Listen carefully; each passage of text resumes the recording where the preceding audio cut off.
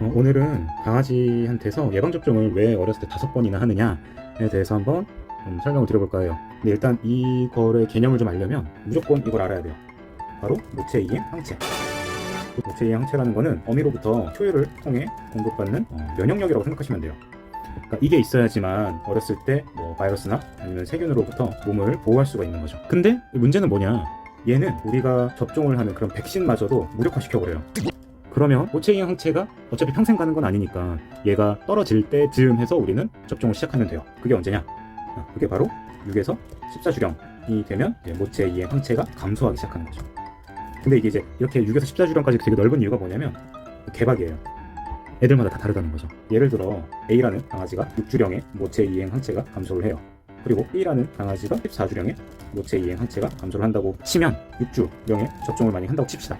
그럼 이제 어떻게 되느냐?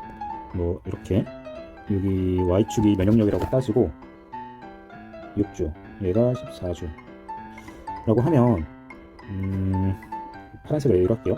A는 면역력이 초유를 통해서 올라갔다가 6주쯤 되면 이제 떨어지기 시작을 해요. 그러면 6주에 접종을 했으니까 접종하면서 다시 면역력이 올라서 쭉 가는 거죠. 오케이, 좋아요. 그런데 B는 이게 14주까지 가니까 쭉 가서 떨어져요. 근데 6주령에 접종을 했으니까 그 이후로는 지금 면역력이 없게 되는 거죠. 그렇기 때문에 6주령에 접종을 했을 경우에 B와 같은 아이들은 면역력이 형성되지가 않게 되는 거예요. 자, 그러면 만약에 14주령에 접종을 한다고 우리가 치면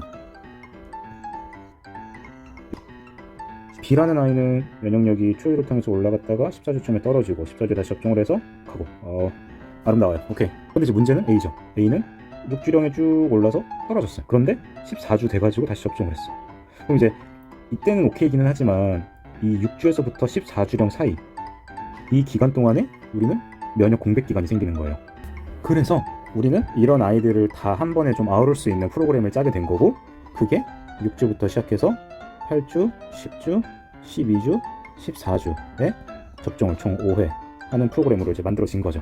그럼 이제 응용을 해보면 뭐 예를 들어서 20주령 강아지가 있는데 한 번도 접종을 한 적이 없어. 그러면 얘는 5번을 할 게 아니라 2번만 하면 돼요. 아시겠죠? 그래서 이런 이유로 강아지일 때 5번의 접종을 하는 거예요. 이해가 되셨나요?